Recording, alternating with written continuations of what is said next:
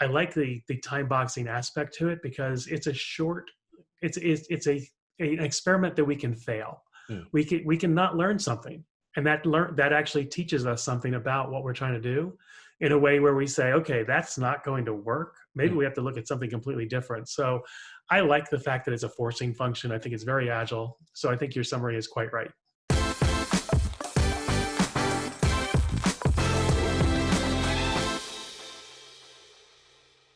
Welcome, everybody, to another episode of Real Agile or BS. I'm your host, Peter Saddington, at Agile Peter, and I'm with my colleague from Agile for All, at Agile Bob.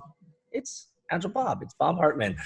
Welcome, guys. We love to answer all of your questions, frequently asked questions around Agile, and we want to make sure that you guys have a good picture, at least from our perspective, as to whether these ideas are real Agile or BS. We're going to be taking on a topic today.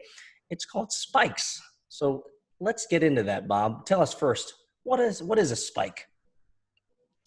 Well, I think a spike is, it's a very loose definition of what a spike is. But in my way of looking at it, a spike is some research we do in order to get an answer to a question prior to actually working on something. So in my classes, I basically say, a spike would be research you do in order to be able to even estimate the item in many cases.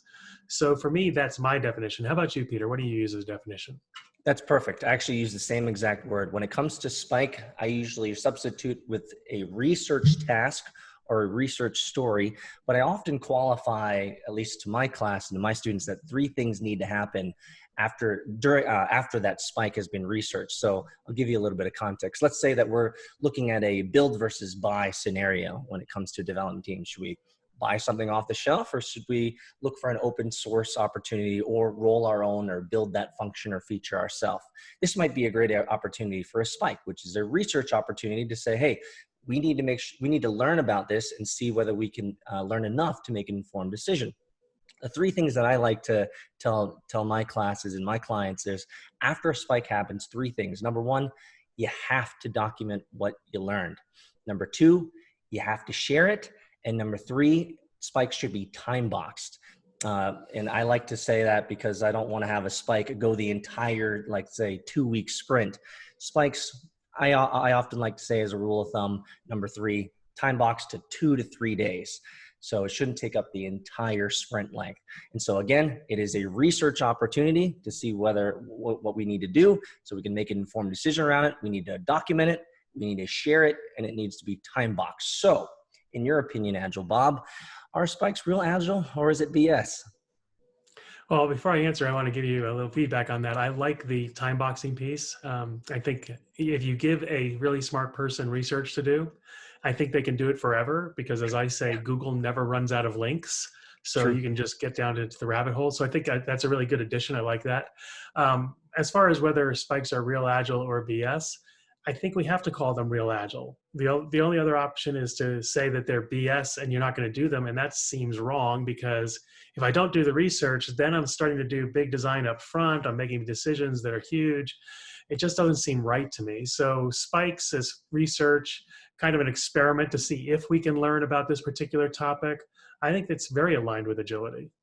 Absolutely. I would agree as well. I think spikes are a great way for teams to try to figure out the unknown, right? Especially when it comes to new ideas or new emergent functions or features that the team needs. Often, I've often said to my classes is that spikes can be something that naturally emerges during product backlog refinement or product backlog grooming, especially if we're grooming a sprint or 2 ahead in the backlog. New ideas could emerge, and those are opportunities to say, hey, whoa, before we start trying to break this down, we just don't know enough about it. So let's spike this one, let's spike this idea. It can be something that we can research during this sprint for the next sprint, or it could be something that we add into the sprint a little bit later. But yes, I would say that a spike falls under the larger umbrella of Agile. It's one of those tactical things that I think development teams need to do from time to time.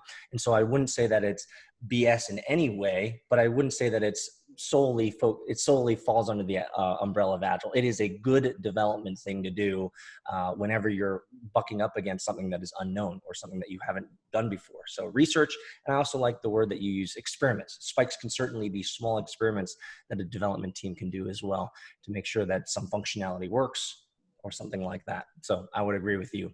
So are we summarizing it up? Spikes fall under the real Agile moniker. Is that okay? Yeah, I think so. And I think it really falls under the category of even splitting stories. As you said, a lot of times during backlog refinement, you find you don't know enough information about something. And on our famous story splitting poster, one of the ways to split a story is to break out a spike. And so I can say, let's put the spike story into this sprint, and let's see if we can learn what we need to do the actual work in the next sprint. So I think it's very aligned with agility. You're right, it's a great practice overall.